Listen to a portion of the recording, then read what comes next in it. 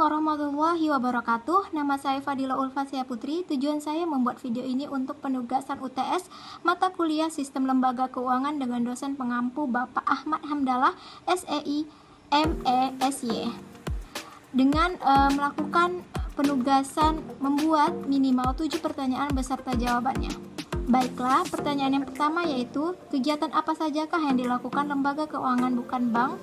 Sebelumnya, lembaga keuangan bukan bank merupakan badan usaha yang melakukan kegiatan usahanya di bidang keuangan untuk menyimpan dana dan mengeluarkan kertas berharga untuk menyalurkan atau membiayai investasi perusahaan.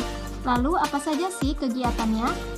Kegiatan pertama yaitu menghimpun dana dengan jalan mengeluarkan surat sementara, yang kedua memberi suatu kredit jangka menengah, yang ketiga mengadakan penyertaan modal yang bersifat sementara, yang keempat bertindak sebagai perantara dari perusahaan Indonesia dengan badan hukum pemerintah, yang berikutnya bertindak sebagai perantara untuk mendapatkan peserta aksi kampanye atas aksi kampanye, yang berikutnya sebagai perantara untuk mendapatkan tenaga ahli dan memberikan nasihat-nasihat sesuai keahlian, dan terakhir memberikan usaha-usaha lain di bidang keuangan.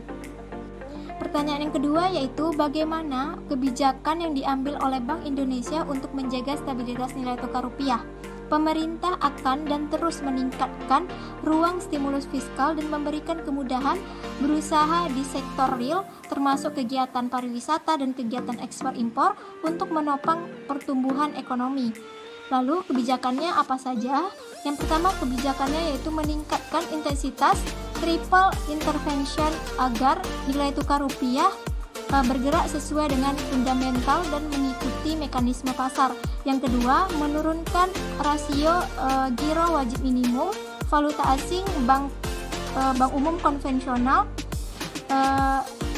yang semula itu 8% menjadi 4%, berlaku 16 Maret 2020 tahun lalu.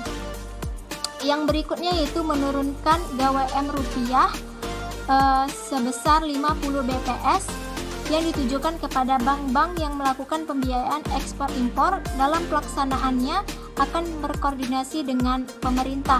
Yang berikutnya memperluas jenis underlying transaksi bagi investor asing sehingga dapat memberikan alternatif dalam rangka melindungi nilai atas kepemilikan rupiah.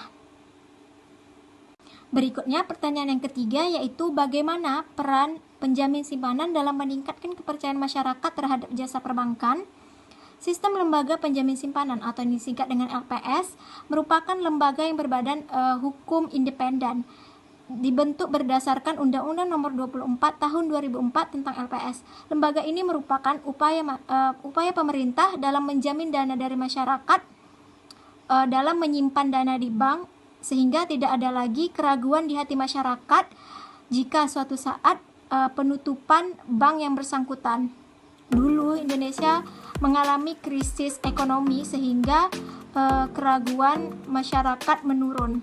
Keraguan atau kepercayaan masyarakat terhadap bank menurun, sehingga ada yang namanya blanket guarantee, yaitu menumbuhkan kembali rasa kepercayaan masyarakat. Namun ruang lingkupnya sangat luas untuk mengatasi hal tersebut dan tetap menciptakan rasa aman terhadap nasabah, penyimpan, serta sistem perbankan. Program penjamin yang luas lingkupnya ini besar digantikan dengan sistem penjamin yang terbatas. Dikeluarkanlah Undang-Undang Nomor 10 Tahun 1998 tentang perbankan yang mengamanatkan pembentukan sistem lembaga penjamin simpanan sebagai pelaksanaan penjaminan dana masyarakat, sehingga masyarakat tidak ragu lagi terhadap dananya yang ada di bank, mau itu ditabung atau apa, tidak perlu ragu dananya itu hilang atau apa, karena sudah ada yang namanya LPS atau lembaga penjamin simpanan ini. Jadi lembaga ini menjamin dana masyarakat itu agar dananya itu tidak hilang atau terjadi sesuatu hal. Juga pemerintah juga menjamin hal itu di bawah Undang-Undang Nomor 10 Tahun 1998. Kemudian pertanyaan yang keempat yaitu, otoritas jasa keuangan bertanggung jawab kepada siapa? Otoritas jasa keuangan atau yang disingkat dengan OJK yaitu lembaga negara yang terbentuk berdasarkan Undang-Undang Nomor 21 Tahun 2011 yang berfungsi menyelenggarakan pengaturan dan pengawasan kegiatan jasa keuangan seperti dari sektor perbankan, pasar modal, atau sektor jasa keuangan non-bank seperti asuransi dan lainnya. Kemudian OJK ini diawasi oleh DPR, dalam hal ini Komisi 11 sebagai akuntabilitas publik. OJK wajib dalam melakukan atau menyusun laporan keuangan, lalu laporan ini akan diberikan kepada Badan Pemeriksa Keuangan dan DPR. Kemudian OJK juga wajib menyusun laporan kegiatan, itu kegiatan bulanan, triwulan, dan tahunan. Pertanyaan yang kelima yaitu bagaimana melakukan atau menyelamatkan kredit yang macet. Yang pertama yaitu rescheduling. Bank melakukan keringanan kepada para nasabah. Keringanan itu berupa penjadwalan ulang untuk pembayaran utang kreditnya. Yang kedua yaitu reconditioning. Bank melakukan perubahan berbagai persyaratan yang ada sehingga para nasabah menjadi lebih ringan dalam membayar kreditnya. Yang ketiga yaitu restructuring. Dalam menyelamatkan kredit bank dapat merestruktur sejumlah atau menambah kredit atau menambah equity, baik itu menyetor uang tunai secara tunai ataupun dengan menambah dari pemilik.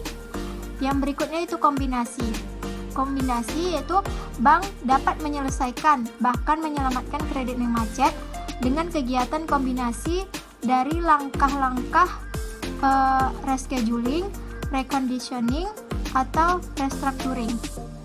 Yang berikutnya itu penyitaan jaminan. Dalam menyelamatkan kredit bank melakukan penyitaan terhadap jaminan yang sudah disepakati. Berikutnya pertanyaan yang keenam yaitu kesulitan apa yang pernah atau sedang dihadapi BPR selama masa berdirinya. Sebelumnya BPR adalah Bank Perkreditan Rakyat, yaitu lembaga keuangan yang kegiatan usahanya secara konvensional atau berdasarkan prinsip syariah, yang dalam kegiatannya tidak memberikan jasa lalu lintas pembayaran. Lalu kesulitan apa saja? Ada dari sisi internal, ada dari sisi eksternal. Dari sisi internalnya yaitu keterbatasan dana, tata kelola, kualitas dan kuantitas SDM, dana yang mahal yang berdampak pada suku bunga, lalu produk dan layanan yang belum variatif. Kemudian dari sisi eksternalnya yaitu persaingan yang sangat meningkat. Saat ini segmen mikro dan kecil dulu merupakan target pasarnya BPR. Sekarang juga dilayani oleh lembaga jasa keuangan seperti koperasi simpan pinjam, lembaga keuangan mikro, lalu ada kredit union, sehingga persaingan di sektor mikro dan kecil menjadi semakin ketat. Kemudian pertanyaan yang ketujuh yaitu bagaimana upaya untuk mewujudkan lembaga keuangan yang real yang berpatokan pada prinsip syariah yang bebas dari riba. Sebelumnya, bank syariah adalah lembaga keuangan yang kegiatan usahanya berdasarkan prinsip syariah, yaitu aturan perjanjian berdasarkan hukum Islam antara bank dengan pihak lain yang kegiatan untuk penyimpanan dana atau kegiatan usaha lainnya yang dinyatakan sesuai dengan syariah itu sendiri. Lalu upaya apa? Yang pertama itu suatu bank syariah itu harus konsisten dalam meletakkan nilai-nilai syariah, mau itu kepada pimpinan atau kepada karyawan-karyawan bank syariah, sehingga menumbuhkan kepercayaan masyarakat awam yang di Indonesia ini 90% merupakan berpenduduk beragama Islam, sehingga perlu adanya kepercayaan bahwa bank syariah ini merupakan layanan transaksi keuangan yang baik, yang sesuai dengan syariat Islam, tuntunan sunnah-sunnah Nabi, sehingga tidak ada yang namanya riba. Insya Allah bank syariah ini melakukan kegiatan keuangannya itu tidak dengan adanya riba. Jadi insya Allah bank syariah ini benar-benar bersih dari riba dan sesuai dengan syariat-syariat hukum Islam.